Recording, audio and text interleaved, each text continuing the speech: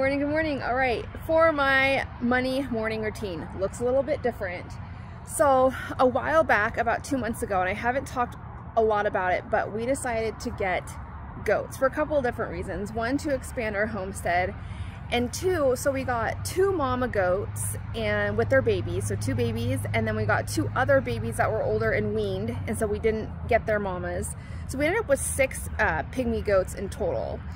And I am not a goat expert. I did a ton of research to set up the best home possible for them, but as far as like wellness and, you know, vaccines and that, I'm still new, so I'm still learning.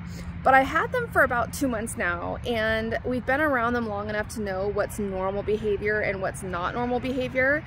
And I noticed a couple days ago, one of our mama goats, Candy Corn, she was acting a little funny. She wasn't eating when I would bring out their feed and their hay.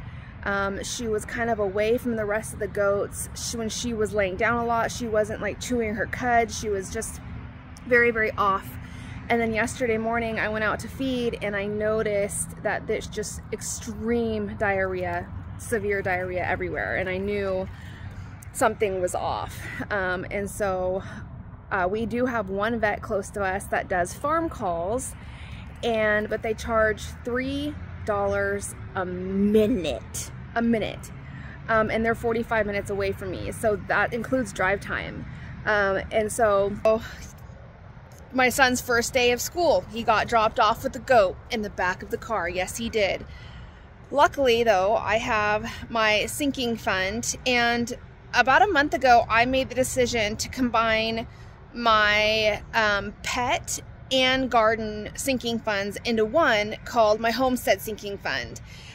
So luckily I have about $1,000 in that sinking fund to hopefully, cross my fingers, pay for this vet visit, which was unexpected. But we want to make sure, just because Candy Corn is still milking, she's still providing milk to her baby, and so I just want to make sure she's fine, so she's not passing anything down to baby. So in a little while I'll be able to, hopefully by the end of today, know what the damage is going to be and how much it's going to be. But with more animals comes more expenses, right? And the reason we got the goats was to expand our homestead, but also we got the mama goats so I could milk them and use that milk in my skincare products for my other business, Pine Manor Naturals, because right now I'm buying goat milk by a 5-gallon bucket. It's really expensive.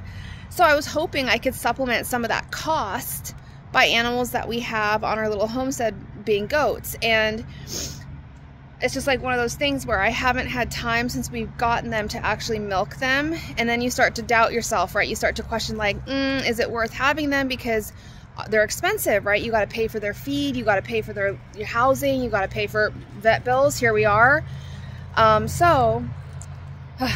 We'll see how it goes today. All right, so back home, I just got done updating my spending.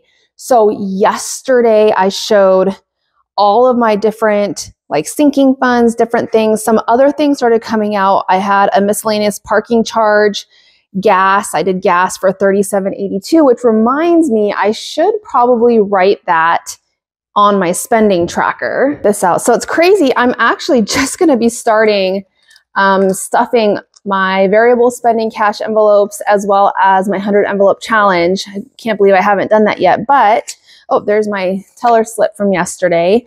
So I'm just going to write this gas purchase down so I have an updated total of my gas. So gas, and I spent $38. So this equals $142. So I have $142 left in my gas.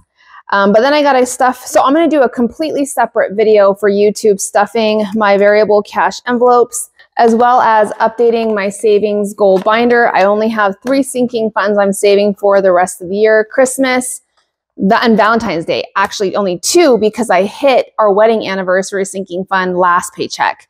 So just these 2 to stuff for there. And then I'm going to be stuffing my 100 envelope challenge. So get those done in a separate YouTube video. So I got updated with my spending. I double checked how much I had in my homestead. So I didn't combine my pets with my homestead. So I have my homestead sinking fund and my pet sinking fund, a total of $1,200. So I'm really hoping that's covering the vet bill for candy corn today. And that's my Monday morning routine.